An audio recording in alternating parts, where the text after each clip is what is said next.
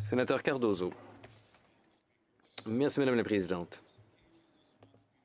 Chers collègues, il y a plusieurs occasions à souligner ce mois-ci le mois de la fierté, le mois du patrimoine autochtone. Dans les jours à venir, la Fête nationale du Québec, la Fête nationale, c'est-à-dire la Journée nationale des peuples autochtones, la Journée du multiculturalisme et bien sûr la Fête du Canada. Le respect est peut-être le thème qui unifie toutes ces grandes célébrations. Jour après jour, nous voyons des Canadiens demander aux dirigeants politiques d'éviter la rancœur et la toxicité et de plutôt faire preuve de respect dans la recherche d'un terrain d'entente. Il faut moins de fausses accusations et plus de vraies solutions. Il faut moins de partisanerie et plus de coopération.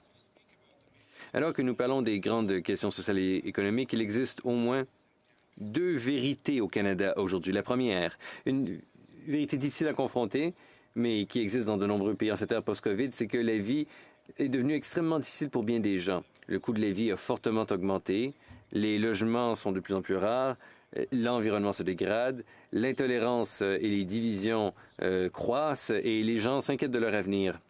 Il y a une deuxième vérité aussi, chers collègues, plus encourageante, celui-là, à savoir que l'inflation a chuté aussi précipitamment qu'elle avait augmenté il y a seulement quelques années. La Banque du Canada est la première des grandes banques des pays du G7 à réduire ses taux d'intérêt comme elle l'a fait il y a 2 semaines. Le chômage est faible, plus ou moins stable, et même s'il y a des pénuries qui subsistent en matière de main-d'œuvre, nous avons de bonnes raisons d'être optimistes quant à l'avenir des travailleurs dans tous les secteurs. Le déficit historique existe parce que les gouvernements fédéraux et provinciaux ont ouvert les coffres pour sauver des vies pendant l'épidémie de COVID et fournir des subventions essentielles pour sauver petites et grandes entreprises et éviter que des personnes ne se retrouvent à la rue alors que leurs revenus disparaissaient du jour au lendemain. Alors que notre société s'efforce de relever ces défis, nous assistons malheureusement à une polarisation croissante qui transcende nos deux chambres ici au Parlement et qui se traduit par des attaques en retour dans de nombreux forums. La dernière version en date, c'est l'attaque frontale contre la diversité, l'équité et l'inclusion. Ne vous y trompez pas, il ne s'agit pas d'un accident ou d'un phénomène limité.